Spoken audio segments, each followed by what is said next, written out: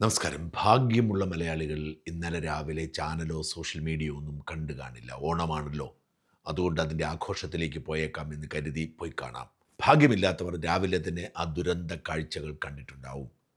പക്ഷേ രാത്രിയായതോടെ ആ ദുരന്ത കാഴ്ചകൾ കാണാത്ത ഒരാൾ പോലും ലോകത്ത് ബാക്കിയുണ്ടാവില്ല. പിന്നെ മലയാളികളുടെ കാര്യം പറയേണ്ടതുണ്ടോ? അത്രമാത്രം ഭയാനകമായ ദൃശ്യങ്ങളാണ് ഇന്നലെ നേപ്പാൾ ടിബറ്റ് അതിർത്തിയിൽ നിന്നും നമ്മുടെ നെഞ്ചിലേക്ക് ആ ജലപ്രവാഹം പോലെ തന്നെ ഇരച്ചു കയറിയത്.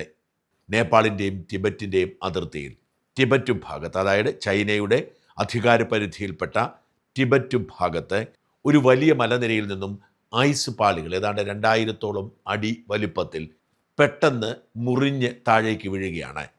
അതിന് കാരണമായി കരുതപ്പെടുന്നത് 4.4 മാഗ്നിറ്റ്യൂഡുള്ള ഒരു ഭൂകമ്പം അവിടെ ഉണ്ടായെന്നാണ്. 4.4 മാഗ്നിറ്റ്യൂഡ് വലിയ ദുരന്തങ്ങൾ ഉണ്ടാക്കുന്ന ഭൂകമ്പമല്ല. നമുക്കറിയാം, 6 മാഗ്നിറ്റ്യൂഡിന് മുകളിലേക്കാണ് ദുരന്തങ്ങൾ ഉണ്ടാക്കുന്നത്. എന്നാൽ മഞ്ഞിൽ ഉറഞ്ഞു കിടക്കുന്ന ഐസ് പാളികളെ മുറിക്കാൻ ഇത് മതിയാവും. അങ്ങനെ ഐസ് പാളികൾ ഇളകി താഴേക്ക് വീഴുകയും അതിശക്തമായി അത് ജലപ്രവാഹമായി മാറുകയും ചെയ്യുകയാണ്. അതോടുകൂടി ഒരു മല തന്നെ ഇളകിപ്പോരുന്ന സാഹചര്യം ഉണ്ടാകുന്നു. ഐസ് മലയാണ്. ഈ മല നേരെ പ്രവഹിക്കുന്നത് മീറ്ററുകൾ അകലെയുള്ള ഒരു വലിയ നദിയിലേക്കാണ്. തണുത്തു മരവിച്ച വെള്ളം ഒഴുകുന്ന ഭോട്ടെ കോശി എന്നു പേരുള്ള നദിയിലേക്ക്. സ്വാഭാവികമായും ഈ ഐസ് മല ഈ നദിയിലേക്ക് വലിയ ശബ്ദത്തോടു കൂടി വന്ന് വീഴുമ്പോൾ പിന്നെ സംഭവിക്കുന്നത് എന്തെന്ന് നമുക്ക് ഊഹിക്കാം. അതാണ് നമ്മൾ പിന്നീട് കണ്ടത്. ഭോട്ടെ കോശി നദിയിലേക്ക് പതിച്ച ഭൂകമ്പത്തിൻ്റെ അവശിഷ്ടങ്ങളായ ഐസ് പാളികളും അവയുണ്ടാക്കിയ ജലങ്ങളും അവയോടൊപ്പം കുത്തിയെടുത്ത ചെളികളും പാറക്കല്ലുകളും വീടുകളും കെട്ടിടങ്ങളും ഒക്കെ പ്രവഹിക്കുകയാണ്.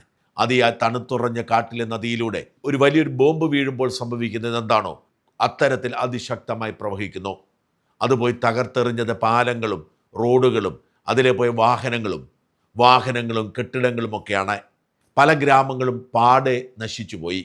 പല ഗ്രാമങ്ങളും സ്ഥിതി ചെയ്തെടുത്ത് വലിയ ചെളിക്കൂന മാത്രമാണ് ഇപ്പോൾ അവശേഷിക്കുന്നത്.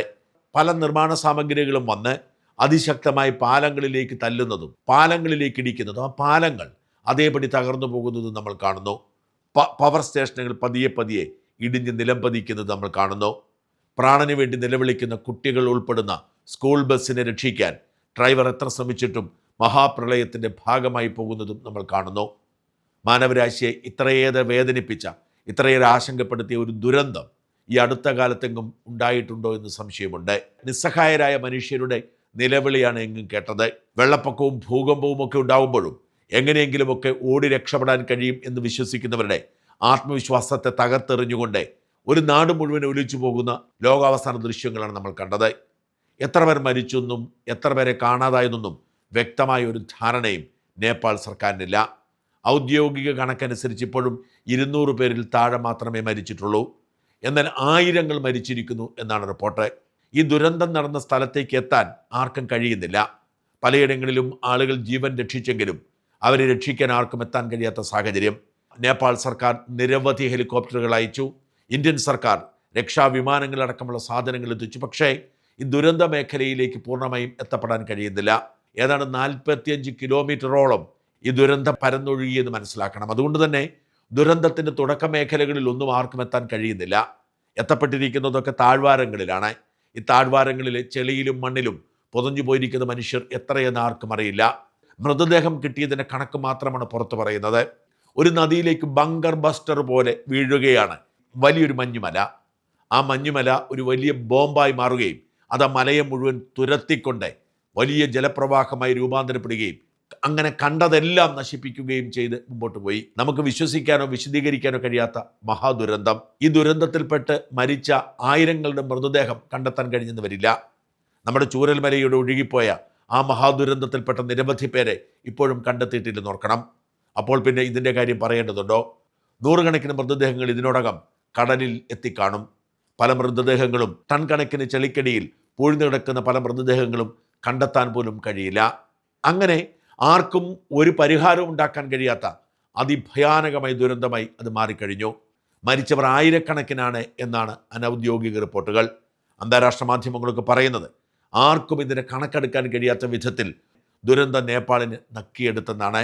രക്ഷാപ്രവർത്തനത്തിന് ഇപ്പോൾ നേതൃത്വം കൊടുക്കുന്നത് രക്ഷാപ്രവർത്തനത്തിന് നേപ്പാൾ സൈന്യത്തിനൊപ്പം ഇപ്പോൾ നേതൃത്വം കൊടുക്കുന്നത് ഇന്ത്യൻ ദുരന്ത നിവാരണ സേനയാണ്. ദുരന്തത്തിൻ്റെ ആഴം അത്ര എളുപ്പത്തിൽ തിട്ടപ്പെടുത്താൻ കഴിയില്ലെന്ന് ഔദ്യോഗികമായി തന്നെ വിശദീകരിക്കുന്നു. ആരൊക്കെ അപകടത്തിൽപ്പെട്ടിട്ടുണ്ടെന്നും നിശ്ചയമില്ല. ഏതാണ്ട് 450-500ഓളം വിദേശികളെ കാണാനില്ല എന്നാണ് അന്താരാഷ്ട്ര മാധ്യമങ്ങൾ റിപ്പോർട്ട് ചെയ്യുന്നത്. ഇതിൽ ഏറ്റവും അധികം ആളുകൾ ഇന്ത്യക്കാരാണ്. ഏതാണ്ട് 150ഓളം കൈലാസ മാനസ സരോവർ തീർത്ഥാടകരും ഈ ദുരന്തത്തിൽപ്പെട്ടിട്ടുണ്ട് എന്ന് വ്യക്തമായിട്ടുണ്ട്. മലയാളികളെ പല തീർത്ഥാടകരും ഇപ്പോൾ ടിബറ്റിലും നേപ്പാളിലുമൊക്കെ ആയുണ്ട്. അവരിൽ ആരെങ്കിലും അപകടത്തിൽപ്പെട്ടിട്ടുണ്ടോ എന്ന് വ്യക്തമല്ല. ആർക്കിടെക്ട് ജി ശങ്കറിനെ പോലുള്ളവർ ആ ഗ്രൂപ്പിൽ ഉൾപ്പെട്ടിട്ടില്ലെങ്കിലും അവിടെയുണ്ട് എന്ന് ഫേസ്ബുക്കിൽ പോസ്റ്റ് ഇട്ടിട്ടുണ്ട്.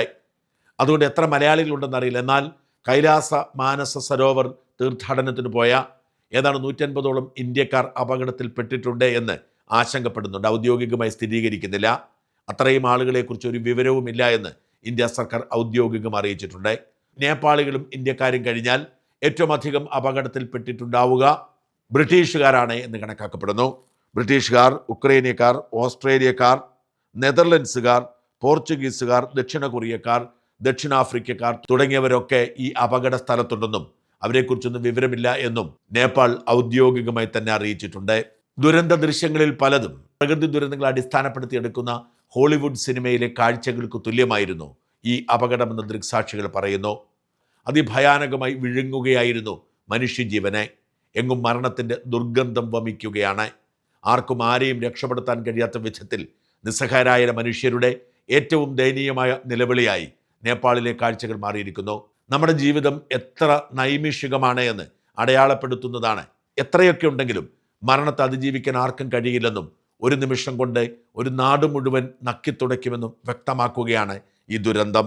പല ഗ്രാമങ്ങളും പൂർണ്ണമായും ഒലിച്ചുപോയി എന്ന് ആശങ്കപ്പെടുന്നുണ്ട്. ഇവരുടെയൊക്കെ മൃതദേഹങ്ങൾക്ക് അന്ത്യാഞ്ജലി അർപ്പിക്കാൻ പോലും അവസരം കിട്ടിയെന്ന് വരില്ല. അത്രയും വലിയ ദുരന്തമാണ് സംഭവിച്ചത്. ആ ദുരന്തത്തിൻ്റെ തുടർച്ച ഉത്തർപ്രദേശിലും ബീഹാറിലുമൊക്കെ സംഭവിക്കാതിരിക്കാൻ വേണ്ട തയ്യാറെടുപ്പുകൾ ഇന്ത്യയും നടത്തുന്നുണ്ട്.